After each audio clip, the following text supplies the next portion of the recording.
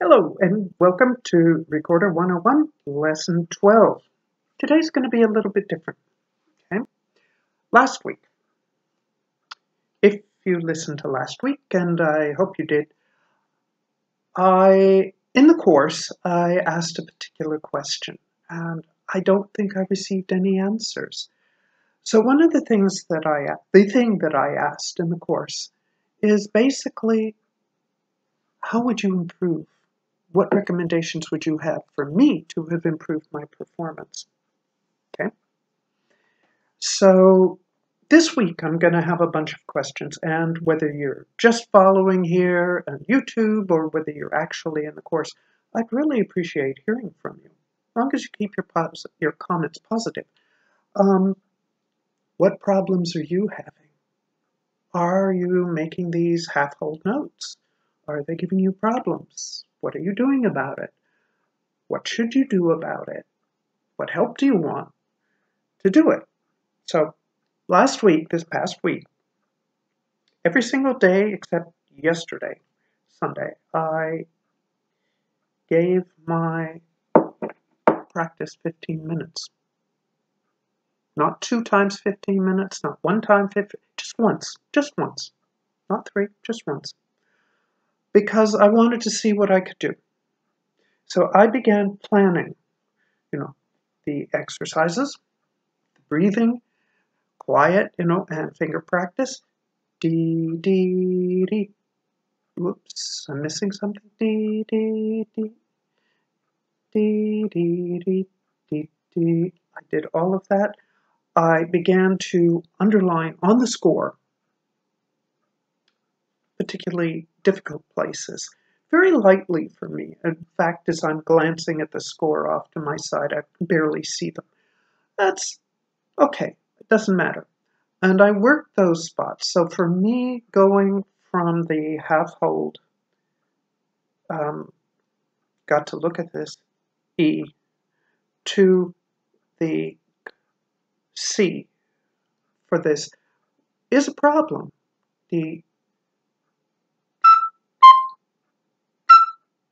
So I need to practice that. And it's a problem every time it occurs. So it's underlined each place. And you probably noticed, if you listened to last week's, that I was having problems with the G, the high G, half hold G, and the half hold A.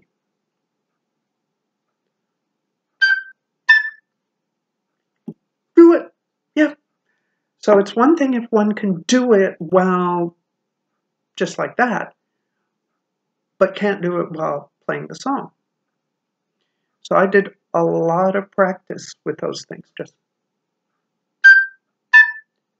ooh, it split there. What was different? Rewind. Watch.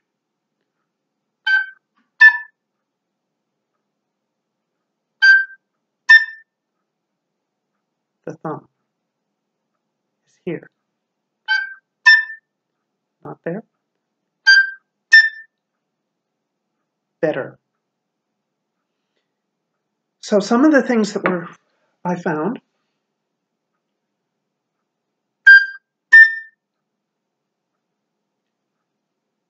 where your posture should be good and open. Your recorder should be at about this angle, regardless of whether you've got a soprano, a tenor, an alto, whatever you have. It should be at about that angle.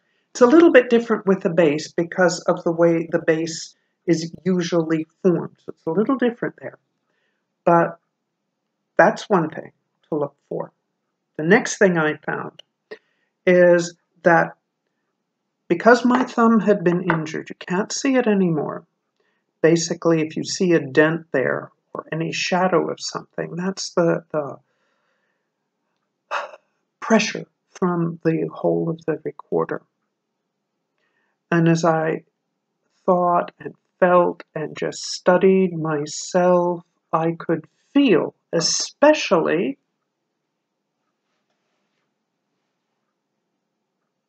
without the thumb supporting it, that my thumb was rocking a little bit. And supporting the recorder with my right thumb helped me get that right. It's especially true even for me with the tenor recorder. It's even harder for the tenor recorder because it's heavier and that requires more support. Actually, yeah, it just needs that support to help keep it at the right angle as I move my thumb. And if you are a beginner and this is giving you problems, then chances are you're not paying attention to exactly where your thumb is. How closed is my thumb? I will try and bring this close enough. Let's see. It's about like that. Barely open. And that's going to be about where it should be, which is why